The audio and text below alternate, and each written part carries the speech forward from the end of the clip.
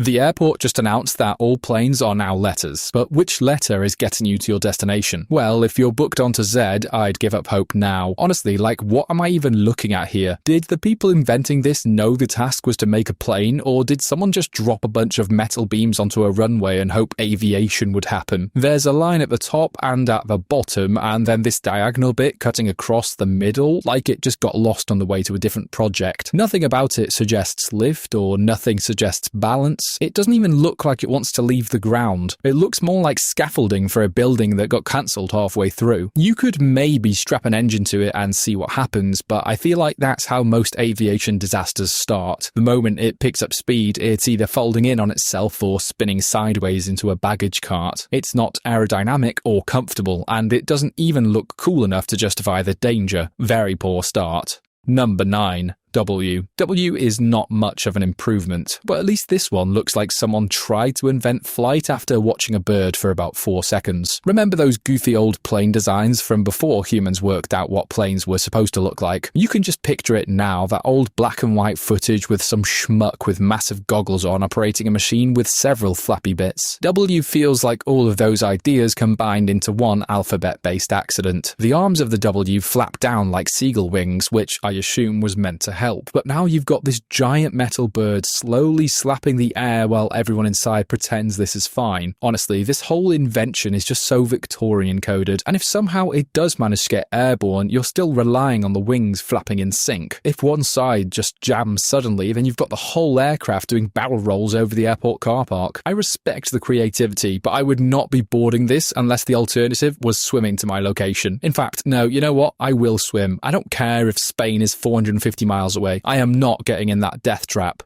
Number 8. L. L looks like a plane with one wing, which is already a pretty bold misunderstanding of the concept. Most planes have 2 wings for a reason. It's not just a style choice, unless every aerospace engineer has been overthinking it for the last century. If L somehow manages to take off, the flight is going to be deeply unpleasant. The whole aircraft would immediately start pulling in one direction, spinning around like a paper bag caught in the wind. Speaking of paper bags, hope you have one on you, because you're going to need it as you spiral rapidly towards your destination. At best, this becomes one of those stunt planes that leaves coloured smoke in the sky. At worst, it leaves a very big crater in a field.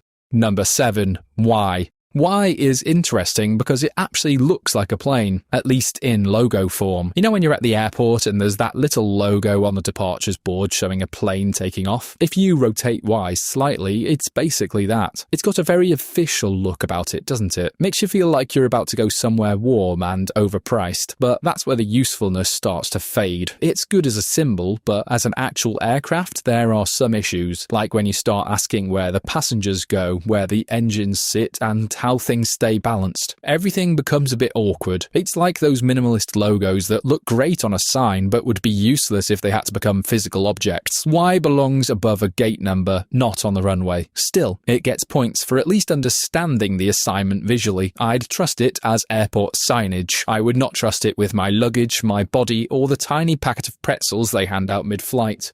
Number 6. X. X has one big advantage, and that is that it looks like something from Star Wars. Specifically, it looks like one of the chassis of an X-Wing before anyone bothered installing the parts that make it survivable. The shape is instantly more exciting than most of the list. 4 arms spreading out, nice symmetry, very sci-fi. You can imagine it just flying through space while someone shouts something about locking S-foils into attack position, whatever that means. Unfortunately, we're not in space. We are, in fact, on Earth, where air resistance exists and pilots need somewhere to sit that isn't just exposed metal. You'd have to build a cockpit in the middle, strap some engines to the arms, and hope the whole thing doesn't shake itself apart the moment it reaches speed. It might work as a fighter craft if you had unlimited funding and no health and safety department. Extra points for theme, definitely. If TIE fighters show up, maybe this one is the one you want. For a normal flight to the next state over, it feels a slight bit excessive. I don't need my holiday to begin with evasive maneuvers.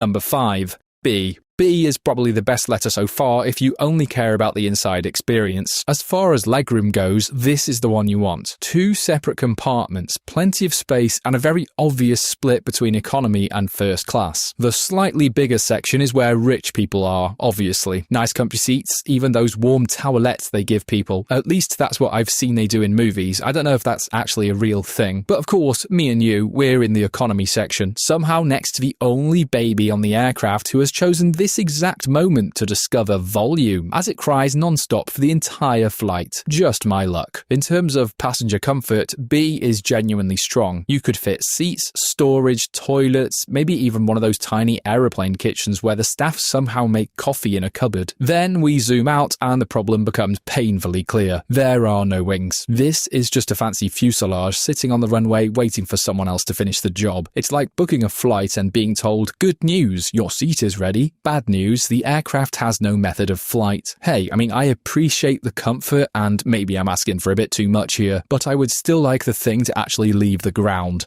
Number 4. O.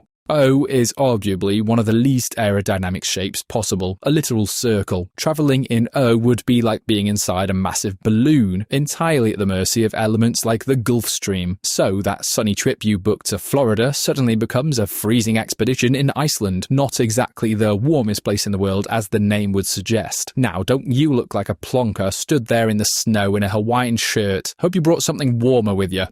Number 3. U. If rotated 90 degrees, U is marginally better than O. The front is a narrower curve, which gives it a bit more chance at moving through the air in an intended direction. Not a huge chance, but we're making progress. The issue is the back. There isn't one. This becomes a serious problem when the plane starts accelerating down the runway. Everyone is seated, the engines are roaring, people are nervously checking their seatbelts, and then, as the speed builds, the passengers start sliding out the rear like loose apples. At first, it was just one suitcase, and then it was someone's hat, and then a full row of passengers. Before you know it, half the flight is bouncing across the runway, and once again, your flight is now cancelled and you're going nowhere. Still, the shape has potential. Give it a rear door, and maybe some basic respect for human life, and U climbs the rankings. Number 2. V. Whenever you fold a paper aeroplane, this is basically what you're aiming for. Pointy front, angled sides, that satisfying shape that makes you think, yeah, this is going to probably fly across the classroom and hit someone in the eye. Aerodynamically, V makes sense. The pointed nose cuts through the air well, the angled sides help it to glide. If this was a competition for a paper aircraft, V might take the whole thing. The problem is, we're trying to make a real plane, one for actual humans, and suddenly the missing rear becomes a major issue. Just like the letter U, there's no enclosed cabin, which means no pressurized interior. That's fine if you're flying low, maybe just hopping across a field, but if you try to take this thing up 35,000 feet, everyone on board is going to have a very difficult time breathing. So, V is excellent for low-level flying, great little glider, possibly decent for short trips if you're brave and wearing goggles, but for proper commercialized air travel, it simply needs more than a nice pointy nose. Sadly, looking like a paper aeroplane is not enough, although I do respect it for trying. Number 1. A. This is the best letter for an airplane because it solves most of the problems the others keep creating. Firstly, it's pointy, which already helps. The front of the shape gives you a clean nose to cut through the air, so you're not just shoving a giant circle through the sky like O. The angled sides work nicely as wings, and because the whole structure is symmetrical, it doesn't immediately try to spin itself into a cornfield like L. But the real win is the enclosed section in the middle. That's where the passengers go. You finally got a cabin that can be sealed and pressurized, which is quite useful if you enjoy breathing. A feels like it could actually take off, stay balanced, and arrive roughly where it was meant to go. And at this point, that's an incredible achievement.